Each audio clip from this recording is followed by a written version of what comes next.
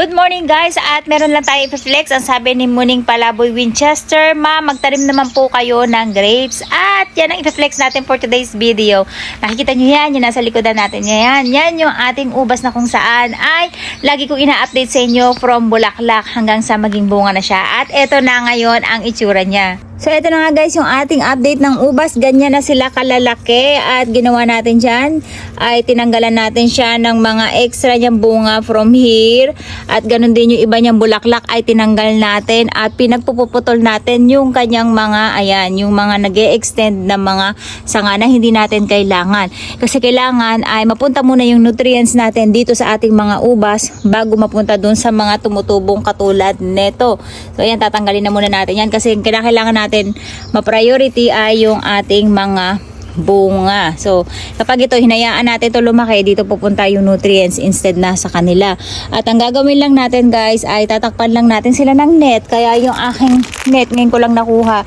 Kung makikita nyo guys ay tinuturukan sila ng mga insekto kapag hindi natin tinakpan. Kaya yung iba sa mga plastic house talaga yan binubuhay o pinalalaki, lalo na yung mga pambenta dito sa Japan. Kasi kinakailangan ay alaga sila at nababantayan talaga sila. At habang lumalaki pa yan guys, nagkakaltas pa sila ng mga laman dyan kung sa pambenta dito sa Japan. Kasi nga para ma-sure na masarap yung magiging bunga ng kanilang strawberry. Kasi dito, ng grapes. Kasi dito guys ay hindi pa damihan ng bunga kundi pasarapan at patamisan. Ngayon, para ma-priority yung mga bunga, kinakailangan ay lagi nilang tinitrim yan at pinabawasan ng mga sanga at bunga. Ganon din yung kanilang mga bulaklak, binabawasan yan hanggang sa sila ay mabuo. At habang lumalaki silang ganyan, nagbabawas pa yan guys, hindi pa yan na nagtatapos dyan. Kasi may mga maliliit na natitira, ayan, inaalis nila yan. Ang ipapriority nila dyan ay yung lumalaki lang. Yan na sila kalalaki guys, nakita nyo, ang ganda, diba? At nakikita ko dito meron siyang tira ng mga insekto at hindi natin abot yung nasa taas. Ayan, ang dami niyang bunga sa taas guys. At itong ubas natin na to ay nasa 4 years na. So last year namunga siya, hindi ganun kadami. Nung last year namulaklak siya pero hindi siya nabuo kasi nga maliit lang siya noon. Ngayon ay humahaba na siya, yan kung makikita nyo. At dapat nga ililipat ko siya doon sa ginawa nating ito, yung trellis natin. At hindi ko pa rin tapos. And then dito ay meron naman tayo dito. Yung kanina natin ay yung pang wine na ubas. And then etong ubas nito ay yung muscat natin. Ito siya, ganyan ang itsura niya, yung muscat. At hindi pa nga natin natatapos yan kasi nga busy pa ako sa aking farm. Inuuna ko yun. And then dito meron tayo ditong heart shape. Ayan. Kabibili ko lang yan last year guys. Ang hugis niya ay hugis puso talaga. So ganyan na siya kalaki. And then hindi pa siya namumulaklak, siguro baka next year. Try natin kung mapapabulaklak natin siya at mapapabunga. And then dito meron tayong finger. Alam ko finger yan. Finger? Shine muscat. Ito yung shine muscat pala natin. At doon pala yung gold finger. Ito naman yung ating gold finger. Ayan. Kaya siya tinawag na finger. Medyo mahaba-haba yung kanyang mga bunga. At kulay green siya kasi meron niyang pula din. Ayan. Ito lang siya. Kakabili ko lang yan last year. Last year? This year lang ba? Ewan ko, nakalimutan ko na, basta kabibili ko lang nito guys. Katatanim lang din natin. So hindi pa siya mamumunga. I think baka next year try natin kung mapapabunga natin siya.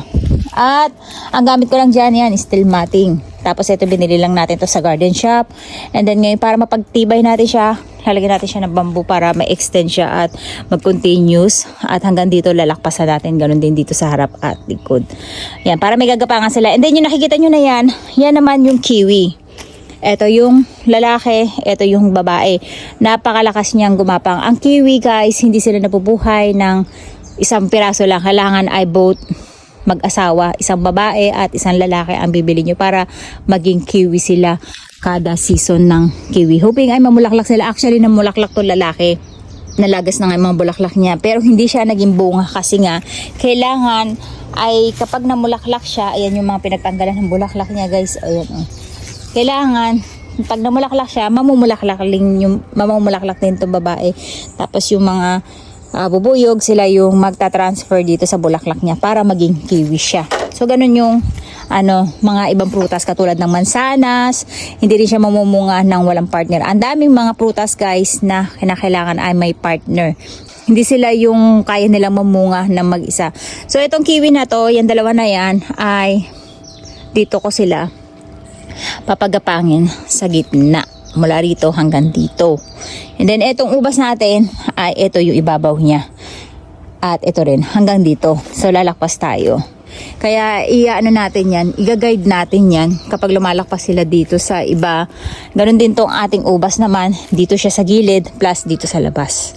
Para malaki yung gagapangan ng ating kiwi kasi medyo malakas gumapang talaga yan guys. At ngayon lang tayo nakakita ng kiwi na ayan sila na yung sumusunod dun sa ating steel matting, diba? At dahil mahaba na siya, kailangan na natin yan dugtungan sa ibabaw dahil mahihirapan na tayo, madadaganan natin siya ng bamboo na gagamitin natin. Tapos mamaya, magpuputol naman ang lola nyo ng bamboo dahil kinulang ako ng bamboo pang ginagawang raised bed dun sa ating farm. At ito naman yung aking isi-share ko naman sa inyo guys. Ito yung ating isa sa mga favorite na herbs dito sa Japan. Ito yung shanso or Japanese pepper.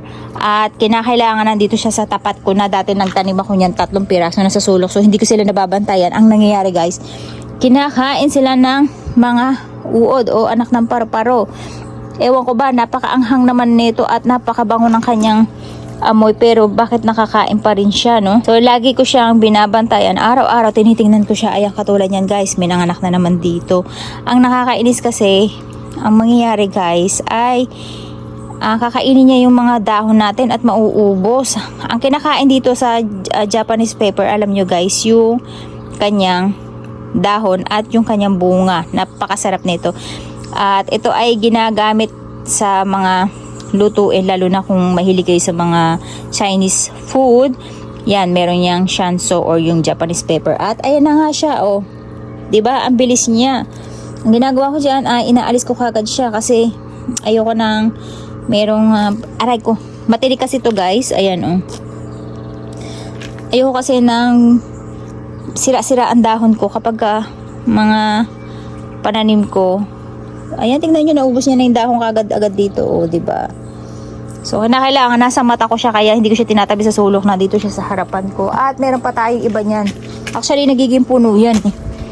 At ito pa yung iba niya, guys. Diba? Hindi ko pa siya natatransplant. So, sobrang kabisihan ng lola nyo talaga. At yung passion fruit natin, namumulaklak na. So, kailangan na rin natin siyang mailipat sa ating paggagawaan ng trellis. At mabalik tayo dito sa ating ubas kung saan na naman tayo napadpad. Ito yung ating kitchen net kung saan ay pinaglalagyan ng kalaning baboy sa ating mga net na nabibili ko lang di sa Daiso. 100 pieces ay piso lang. So, ang gagawin lang natin guys ay tatakpan lang natin siya para hindi siya makain ng insekto at hindi tayo maunahan. Ito yung mga ginagamit ko guys sa mga kamatis ko or yung mga prutas na ayokong maunahan ako ng insekto. Ayan. At dahil rubber yung kanyang dulo dito, pwede nyo siyang buhulin. Ayan, mamaya natin siya bubuhulin for the meantime dahil hawak ko yung aking cellphone. Ay, hindi ko mapakita sa inyo kung paano ko binubuhol. So, ganun lang. Ayan, ibukan nyo lang siya. Garterize siya guys or stretchable siya. At ang maganda sa kanya ay may garter siya dito kaya pwede nyo siyang ibuhol. So, ayan. Para bago siya lumaki, maprotection na natin siya mula sa mga insekto. At magdidilig na rin ako. Alagang dilig lang din sila at yung amino natin na nilalagay natin dito na patak-patak lang siya para maghapon niya mina-absorb siya at para gumanda yung kanilang mga bunga. At ganyan na yung itsura ng ating mga ubas guys after natin siyang mabalutan. Ayan, kung makikita nyo lahat ay nakaputi na ang ibig sabihin yan. Yan yung may mga part na may mga ubas at habang lumalaki sila dumadami din yung mga nagtutubo ang mga panibagong sanga. So, kailangan din natin yan i-trim para hindi sila maagawan ng nutrients. So, ayun lang guys. Next time, ma-update ko kayo ulit kung gaano na sila kalaki at kapag ka mahihinog-hinog na. That's it guys!